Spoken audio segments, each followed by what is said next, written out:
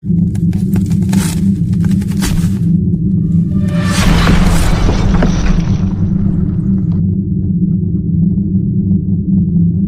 Welcome back to my channel.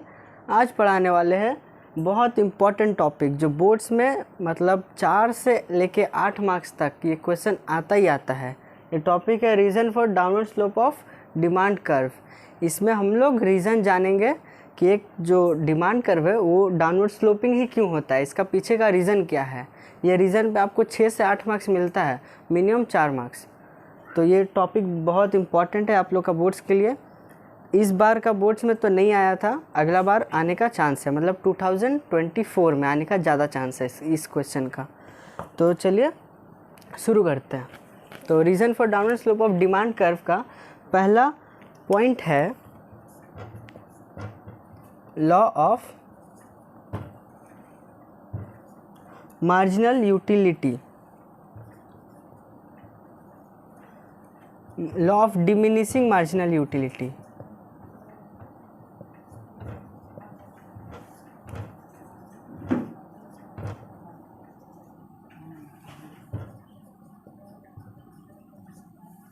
Diminishing मतलब होता है रिड्यूसिंग, मतलब कम होना। अब ये होता क्या है ये देखते हैं। मार्जिनल यूटिलिटी को हम लोग एमयू से डिनोट करते हैं। सबसे पहले जानिए मार्जिनल यूटिलिटी होता क्या है, तभी आप ये पॉइंट को समझ पाएंगे कि क्या हो रहा है, रीज़न क्या हो रहा है एक्चुअली में। तो मार्जिनल यूटिलिटी होता है मतलब satisfaction got from additional consumption, मतलब आपको सेटिस्फैक्शन मिल रहा है कुछ चीज़, कुछ एडिशनल मतलब क्या, एक्स्ट्रा। तो आपको सेटिस्फैक्शन मिल रहा है कुछ एक्स्ट्रा चीज़ कंज्यूम करने से। जैसे कि एग्जांपल दे रहे हैं, आप नॉर्मली 4 रोटी खाते हैं, तो चलिए आपका छोड़िए, हम अपना ही बात करते हैं। हम नॉर्मली 4 रोटी खाते हैं डेली, पर आज मेरा घर पे पनीर का सब्ज़ी बना जो मेरा फेवरेट है, तो उस वजह से हम 4 रोटी की जगह पे 5 रोटी खा रहे हैं।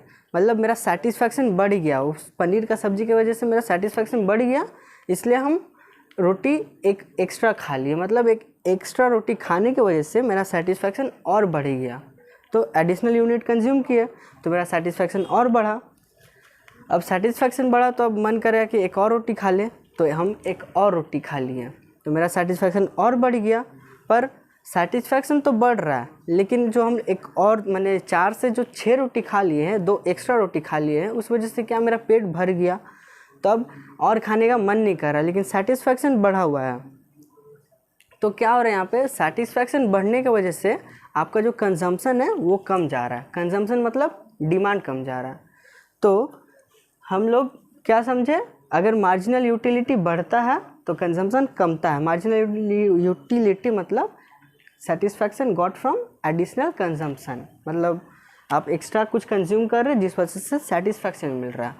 तो अगर मार्जिनल यूटिलिटी आपका बढ़ता है तो डिमांड कमता है। इसका रिलेशन क्या होगा, इसका रिलेशन होगा marginal utility is inversely related to demand. एक बढ़ता है एक कमता है, तो इसको क्या बोलते हैं, इन्वर्सली रिलेटेड, इसलिए ये इन्वर्सली रिलेटेड है। और एक बात, ये जो मार्जिनल यूटिलिटी लिख रहे हैं इसका पास ब्रैकेट में एमयू भी लिख दीजिएगा, एमयू भी लिख दीजिएगा। ये क्यों, क्योंकि हम आपको बता रहे हैं ये मतलब छोटा सा इम्पॉर्टेंट पॉइंट है। मतलब मान लीजिए इस पॉइंट में 2 मार्क्स कैरी करता है, बस इस पॉइंट में। तो अगर सारे लड़के लोग marginal utility is inversely proportion to demand लिखा है और आप इस मार्जिनल यूटिलिटी के साथ ब्रैकेट में एमयू भी लिखते हैं, तो एग्जामिनर आपसे इम्प्रेस होगा, क्योंकि उसको समझ में आ रहा है कि आप पूरा कॉन्सेप्ट अच्छे से जानते हैं। इसलिए ट्राई करिएगा मार्जिनल यूटिलिटी के साथ ही साथ ये उसका डिनोट जो किया जाता है वो भी लिखने का। तो ये हो गया हम लोग का पहला पॉइंट, मतलब सेटिस्फैक्शन बढ़ा तो डिमांड कमा, सिंपल है। नहीं समझ में आया तो पूछिएगा। तो हम लोग का दूसरा रीज़न है इनकम इफेक्ट। इनकम इफेक्ट मतलब होता है change in demand of a good due to change in real income due to change in price of a good. यहाँ पे change in demand of a good नहीं लिखे पर मतलब वही होता है। अब इसका मतलब क्या हुआ, आपका डिमांड चेंज हो रहा है क्योंकि आपका रियल इनकम चेंज हो रहा है। और रियल इनकम किस लिए चेंज हो रहा है, क्योंकि आपका चीज़ों का प्राइस चेंज हो रहा है। अब रियल इनकम क्या होता है वो देखिए। रियल इनकम मतलब purchasing ability of a person, purchasing ability of a person मतलब हुआ, मान लीजिए आपका इनकम है 100 रुपया और आप चीज़ें खरीदते हैं 20 रुपया का, तो वो चीज़ खरीदने के बाद आपके पास कितना बच रहा है, 80 रुपया। तो आप उस 80 रुपया से और बाकी चीज़ खरीद सकते हैं। तो वो 80 रुपया है आपका परचेसिंग एबिलिटी, तो वो हो गया आपका रियल इनकम। अब रियल इनकम चेंज कब हो रहा है, जब आपका प्राइस ऑफ गुड्स चेंज हो रहा है। मान लीजिए वही इनकम आपका 100 रुपया ही है, पर वो जो 20 रुपया का सामान जो खरीदते थे अब उसका दाम हो गया 30 रुपया। तो अब आप वही चीज़ 30 रुपया में खरीद रहे हैं, तो अब आपके पास कितना बच रहा, 70 रुपया। तो रियल इनकम कम हो गया क्योंकि जो प्राइस है वो बढ़ गया, इसीलिए आपका डिमांड भी क्या कम हो गया। मतलब कि सिंपल देखा जाए तो प्राइस बढ़ रहा है किसी चीज़ का, उस वजह से आपका रियल इनकम कम जा रहा है। अब रियल इनकम मतलब परचेसिंग एबिलिटी, अब परचेसिंग एबिलिटी जितना कमेगा उतना डिमांड भी आपका कमेगा। अब एबिलिटी कम है तो आप उतना खरीद नहीं पाइएगा, इसलिए डिमांड भी कम रहा। तब इसका रिलेशन क्या होगा, इसका रिलेशन देखिए, इसका रिलेशन होता है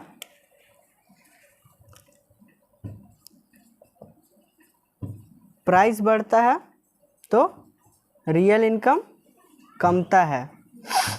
अभी हम बोले किसी चीज़ का प्राइस बढ़ा तो रियल इनकम कम जाता है। अब सेकेंडली क्या, अगर आपका रियल इनकम बढ़ेगा तो डिमांड भी बढ़ेगा। मतलब वही आपके पास जितना परचेसिंग पावर रहेगा उतना आपका डिमांड बढ़ेगा। तो इसका ये जो इनकम इफेक्ट है इसका रिलेशन ऐसे होता है, price is inversely related to real income और real income is directly related to demand. ये हो गया हम लोग का रिलेशन, ठीक है। रियल इनकम को अच्छे से समझना बहुत ज़रूरी है आप लोग के लिए, नहीं समझ में आएगा तो पूछिएगा, कोई चिंता नहीं है। अब हम लोग का तीसरा पॉइंट, अब तीसरा पॉइंट है हम लोग का सब्स्टिट्यूशन इफेक्ट।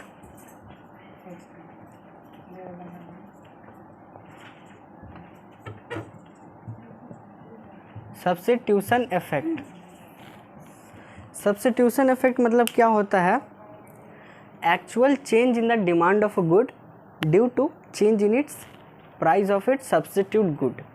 यहाँ पे आपका ग्रामर मिस्टेक नहीं देख रहा कोई, ठीक है।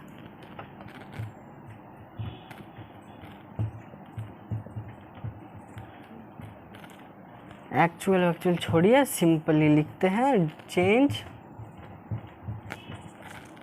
इन demand of a good due to change in price of its substitute good।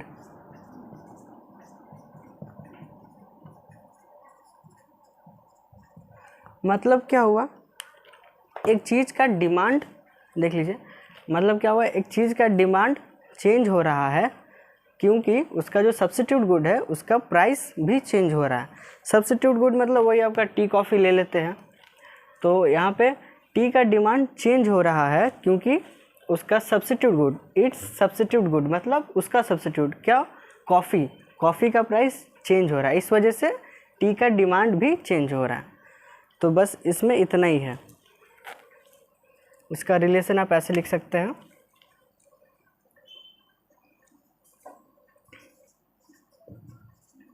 Price of tea coffee example में आप पहले ले लीजिए, एग्जाम्पल में आप ले लीजिए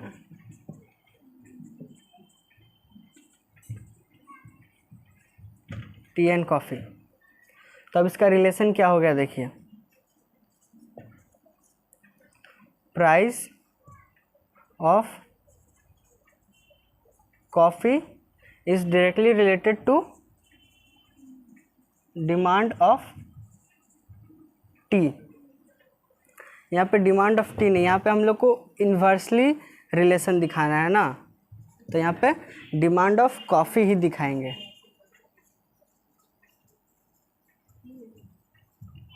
इसमें ये रिलेशन आप दिखा भी सकते हैं, नहीं भी दिखा सकते हैं।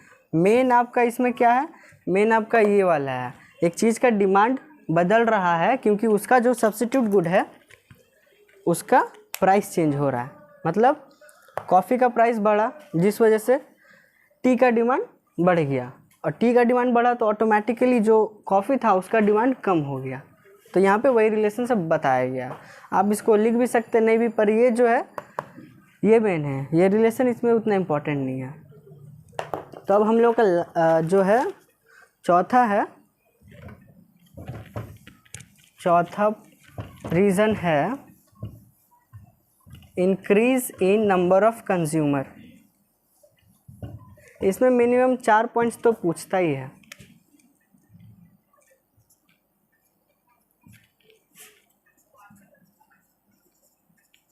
Increase in number of consumer, इसका मतलब क्या हुआ, पहले इसका रिलेशन देख लीजिए।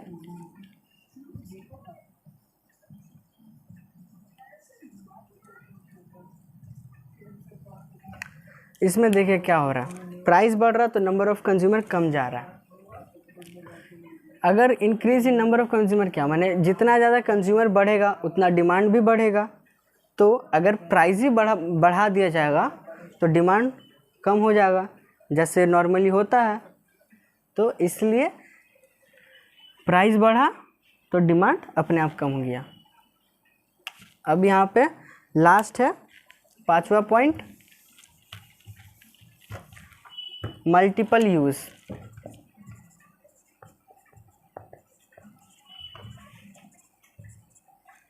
मल्टीपल यूज़, इसको थोड़ा समझना पड़ेगा। मल्टीपल यूज़ माने वो होता है किसी एक चीज़ का बहुत तरह से यूज़ करना। जैसे आप स्टील ले लीजिए, प्लास्टिक ले लीजिए, सिल्वर ले लीजिए, उस सब का बहुत चीज़ों में उसका यूज़ किया जाता है। तो मल्टीपल यूज़ मतलब समझिए एक एग्जांपल से, मान लीजिए एक सिल्वर को ले लेते हैं। जब सिल्वर का प्राइस समझिए 50,000 है, हमको एग्जैक्ट पता नहीं कितना होता है, तो मान लीजिए 50,000 में 10 ग्राम चांदी मिलता है, सिल्वर मिलता है।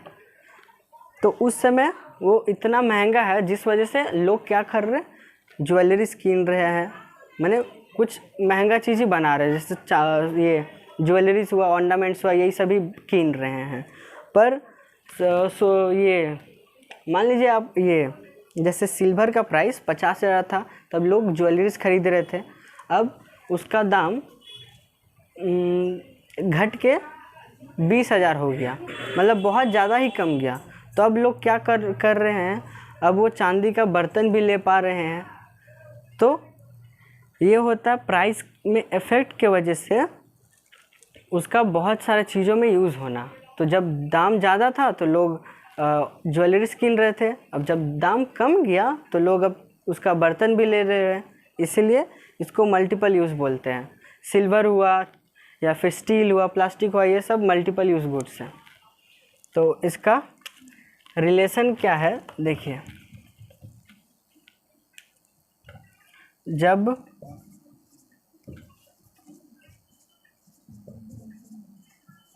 Price of multiple use goods बढ़ जाता है तो उसका डिमांड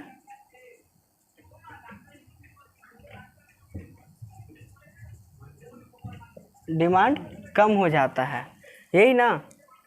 जब 50,000 था तब बस ये आपका ज्वेलरीज लिया जा रहा था, तो जब प्राइस बढ़ा रहता तब डिमांड कम रहता। अब इसका रिलेशन देखिए, price of multiple use goods is inversely related to demand. बस ये वो हम लोग का 5वां रीज़न। तो यहाँ पे ख़त्म होता है हम लोग का reason for downward slope of demand curve. तो आज के लिए इतना ही रखते हैं। अब इसका नेक्स्ट वाला वीडियो में पढ़ाएंगे exception of law of demand, मतलब लॉ ऑफ डिमांड जो पढ़े थे हम लोग पिछले वीडियो में, अब उसका एक्सेप्शन भी पढ़ेंगे। उसका एक्सेप्शन क्या होता है, उसमें मज़ा आएगा। एक वेवलेंथ इफेक्ट बोल के टॉपिक है, बहुत मज़ा आएगा। तो मिलते हैं नेक्स्ट वीडियो में, तब तक के लिए टाटा।